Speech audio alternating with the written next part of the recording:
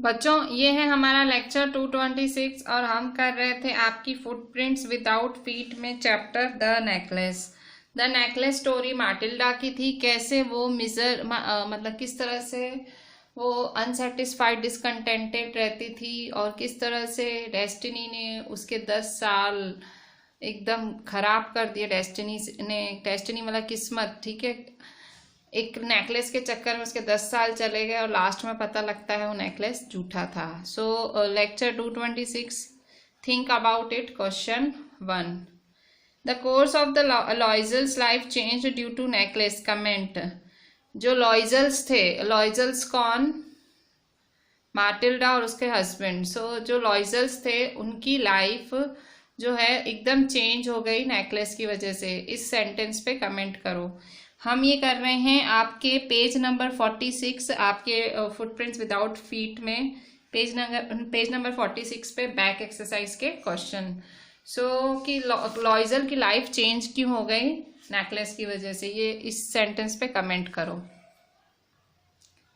Madam Forestier's necklace changed the life of लॉइजल्स।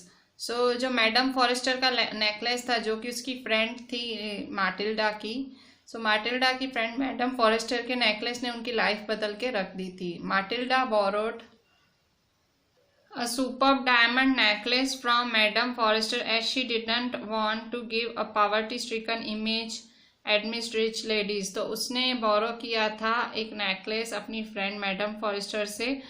वो गरीब नहीं दिखना चाहती थी अपनी उन सब अमीर लेडीज के आगे उस डांस पार्टी में। She lost her necklace at the ball party. उसने उस बॉल पार्टी में, उस डांस पार्टी में अपना नेकलेस गुम कर दिया।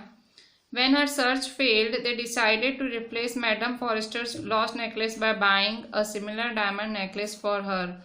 उन्होंने बहुत ढूंढा पर जब नहीं मिला नेकलेस तो उन्होंने डिसाइड किया कि हूबहू सेम टू सेम ऐसा ही डायमंड नेकलेस ढूंढते हैं।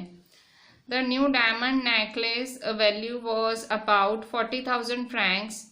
40,000 का था, जो कि उनको 36,000 में पड़ा। Mr. Loisel had 18,000 francs with him. They borrowed the rest of money and bought the new necklace and returned it to Madame Forrester। Loisel के पास सिर्फ 18,000 थे और बाकी उसने उधार लिए और नेकलेस लिया। Loisel had to work very hard and led a miserable life to pay off the debts। उन्हें बहुत ज़्यादा मेहनत करनी पड़ी और बहुत मेहनत करने के बाद एक बहुत ही बुरी लाइफ जीनी पड़ी ताकि वो अपना उधार चुका पाएं। They sent away their maid, rented some room in an attic. उनको अपनी मेड मतलब काम वाली निकालनी पड़ी, उनको भाड़े पे जाके रहना पड़ा। And rented some room in an attic. Mrs Loisel did all the washing, cooking, rubbing and cleaning herself. जो माटिल्डा थी, सारे काम उसे खुद से करने पड़ते थे। Mr Loisel worked in the evenings for some merchants. Mr Loisel over time करते थे। He also did copying at 5 sous a page.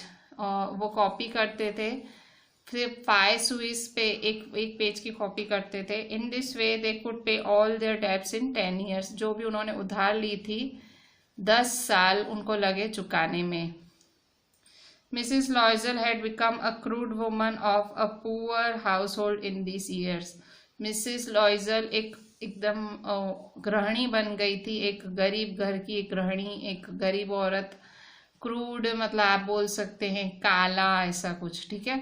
इस तरह से एकदम एक गरीब घर की औरत बन के रह गई थी। Question 2, what was the cause of Matilda's ruin, how could she have avoided it. Matilda जो रूइन हो गई, रूइन मतलब बर्बाद हो गई, माटिल्डा की बर्बादी का कारण क्या था, वो इस बर्बादी के कारण को कैसे रोक सकती थी। सीबीएसई दिल्ली में ये 2015 में आया हुआ क्वेश्चन है। आंसर है Matilda never reconciled with her fate. Matilda कभी भी अपनी फेट से, अपनी किस्मत से सेटिस्फाइड नहीं थी। She was young and pretty. She was born in a family of clerks। सुंदर थी, जवान थी, वो एक क्लर्क्स की फैमिली में पैदा हुई थी। But Matilda was unhappy with her a lot. पर वो बहुत ज़्यादा दुखी थी। She thought that she was meant to enjoy all delicacies and luxuries of the world. उसे लगता था कि मुझे दुनिया की हर ऐशो आराम, हर खुशी मिलनी चाहिए। She was over ambitious, she dreamed of a grand house, marvellous dishes, good dresses and jewels.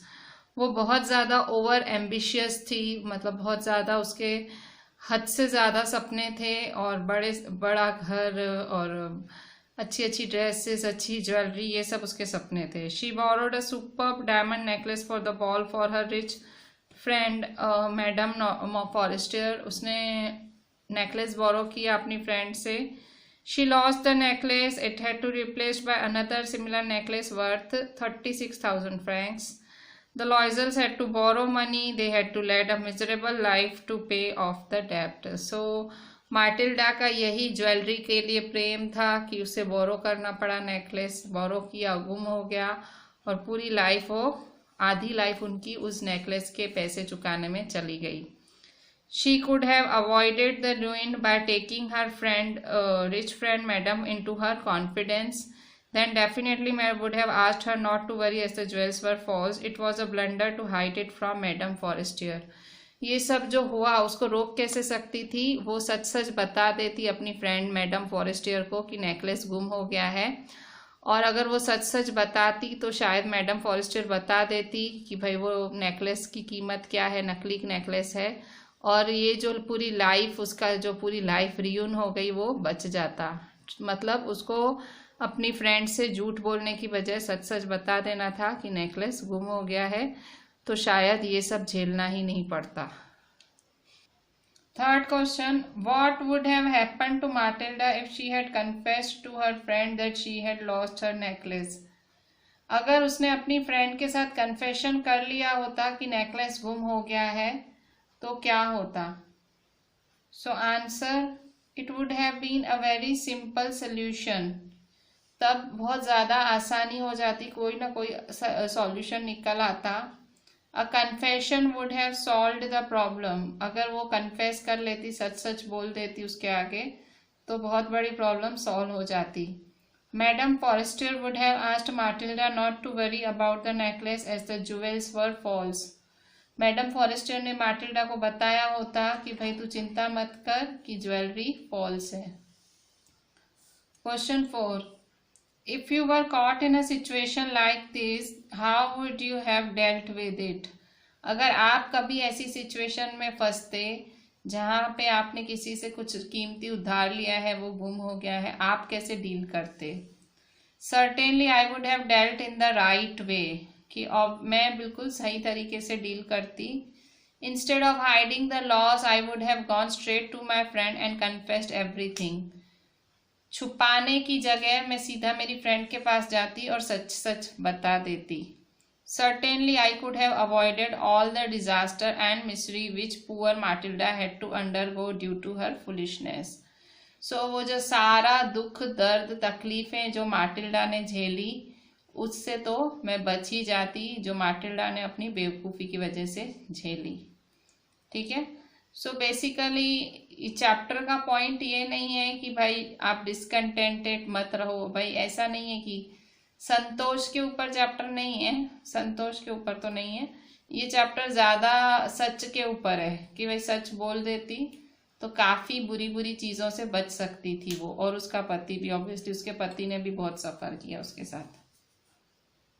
अब इसके नीचे क्वेश्चन है, question 1, The characters in this story speak in English. Do you think this is their language? What clues are there in the story about the language its characters must be speaking in? So question है कि जो ये story के characters हैं ये सारे English में बोल रहे हैं। So क्या आपको लगता है कि इन कैरेक्टर्स की लैंग्वेज इंग्लिश ही है? इस चैप्टर के अंदर क्या क्लूज दिए गए हैं, स्टोरी के अंदर क्या क्लूज हैं कि इनकी भाषा क्या होगी, इन कैरेक्टर्स की भाषा क्या होगी, क्या क्लूज हैं? So answer, the characters in this story speak in English. Characters English में ही बोल रहे हैं, but the story is set in the typical French background. Characters English में बोल रहे हैं पर ये जो स्टोरी है एकदम फ्रेंच बैकग्राउंड की है। जो क्योंकि राइटर ही है गाय दे मॉपसंट, वो खुद ही एक बहुत बड़ा फ्रेंच राइटर है, सेलिब्रेटेड फ्रेंच राइटर, मतलब बहुत फेमस फ्रेंच राइटर है, जो कि अपनी स्टोरीज के लिए जाने जाता है पूरी दुनिया में। The clues like Phi Suez is clear enough to show the French background as Suez is a French currency. हमने पढ़ा था कि माटिल्डा के पति को एक पेज के फाइ सुएस मिलते थे। सो यही क्लू दिखाता है कि ये फ्रेंच स्टोरी है, क्योंकि सुएस फ्रेंच करेंसी है। Even the names of all the characters are French, जो सारे नाम हैं वो भी फ्रेंच नेम्स ही हैं। सो इसलिए इस स्टोरी का बैकग्राउंड फ्रेंच है। Question 2, honesty is the best policy. So इसके बारे में आप क्या सोचते हैं? सो इसको समझाने के लिए आप थोड़ा स्टोरी को लिंक कर सकते हो। सो पहले आप थोड़ा honesty is the best policy समझा दो और फिर थोड़ा स्टोरी का आप लिख दो। It is said that honesty is the best policy and truly so, truth and honesty always prevail, dishonest persons are not respected by the people. झूठे लोग कभी भी रिस्पेक्ट के लायक नहीं होते। Honesty is the basis of all human relationships, सच्चाई है वही हम सब रिलेशनशिप्स की एक नींव है। If you play false to your friends and relatives then relationships can't survive long. अगर आप अपने फ्रेंड्स अपने रिलेटिव्स के साथ झूठ बोलोगे तो आपके जो संबंध हैं लंबे नहीं टिकेंगे। ठीक है, सो ये है honesty is the best policy के बारे में इस चैप्टर के हिसाब से विचार। क्वेश्चन है, we should be content with what life gives us. हमें हमेशा एक कंटेंटमेंट रखना चाहिए, एक हमें मतलब एक संतोष रखना चाहिए। संतोष मतलब सेटिस्फैक्शन, कि हाँ भाई जो भी है सही है, भाई सही मिला है, अच्छा मिला है लाइफ से। तो we should be content with what life gives us, जो भी जिंदगी हमें देती है उससे हमें संतोष रखना चाहिए। No doubt contentment is a great virtue in life. Those who are contented with what life gives them always remain in peace. So इसमें कोई दो राय नहीं है। कंटेंटमेंट मतलब जो संतोषवादी होना, ठीक है, हर चीज़ में संतोष मनाना। ठीक है, कि इस साल स्कूल नहीं खुले, अब खैर इसमें क्या संतोष मनाओगे, ये संतोष कर सकते हो कि मैं ज़्यादा टाइम मेरे मम्मी पापा को जान पाया, या मैंने पढ़ाई करने का एक और तरीका सीखा, मतलब आप संतोष सोच सकते हो। ठीक है, so no doubt contentment is a great virtue in life. So contentment एक बहुत बड़ी उपाधि है लाइफ की। ग्रेट वर्च्यू एक अच्छी चीज़ है लाइफ में। Those who are contented with what life gives them always remain in peace. जो भी संतोष रखते हैं, जो भी लाइफ उनको देती है, जो भी लाइफ में उनके साथ होता है, हर चीज़ के लिए जो संतोष रखते हैं हमेशा शांति में जीते हैं। And those who are never satisfied with what life has given to them always live in yearning for more and never getting anything worthwhile in life. जो हमेशा सेटिस्फाइड रहते हैं वो शांति से जीते हैं, और जो कभी सेटिस्फाइड ही नहीं होते हैं जो लाइफ ने उन्हें दिया है, वो हमेशा एक यर्निंग में, मतलब हमेशा एक चाह में जीते हैं कि कुछ और मिले, और कभी भी उन्हें लाइफ में कुछ भी सही नहीं मिलता।